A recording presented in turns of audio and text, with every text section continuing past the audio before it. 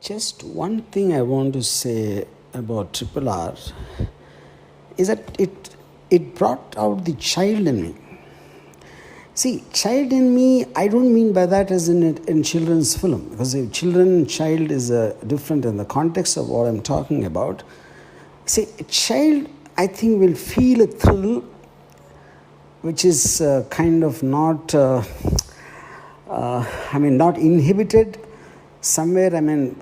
When you're intelligent, when you think you're sensible, when you want rationality, you almost feel adult. You will lose something in your life, you lose something to enjoy purely for what it's intended to be, what it is. So, I'm actually, honestly, Rajamouli, I'm running out of my words. This is the first time probably this is doing to me, something like this happened.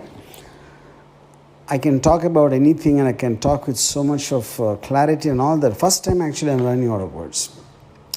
So I find it far superior to even Bahubali and Bahubali 2, because see, Bahubali 2 for me still is like, in the range of the Helen of Troy in very early times and Gladiator and a version of that. Fine, fair enough, superb.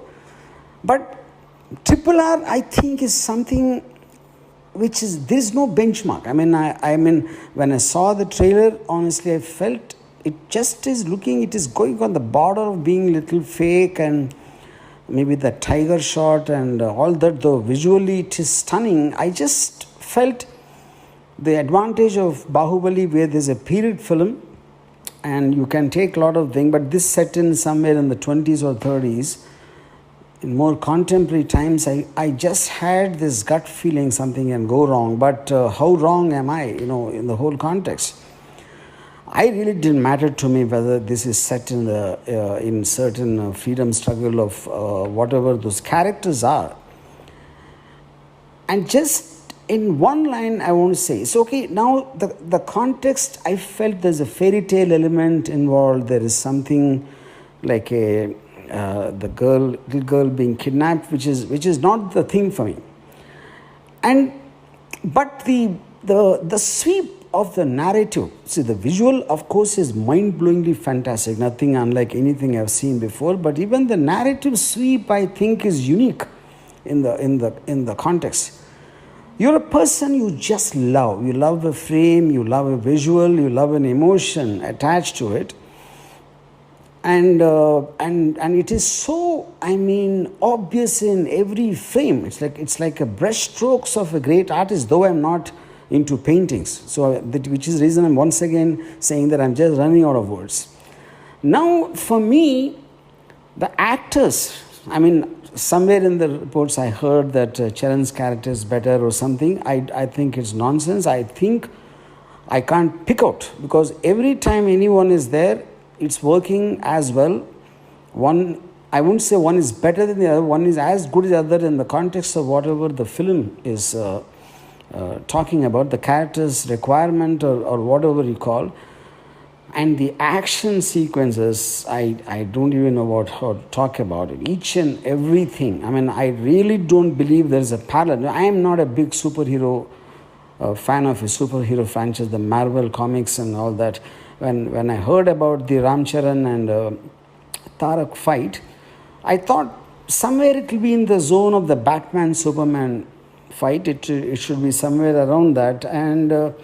But I felt it got such a right balance between being real and unreal. There is a human being and there is a Superman kind of a strength or a ability, you call.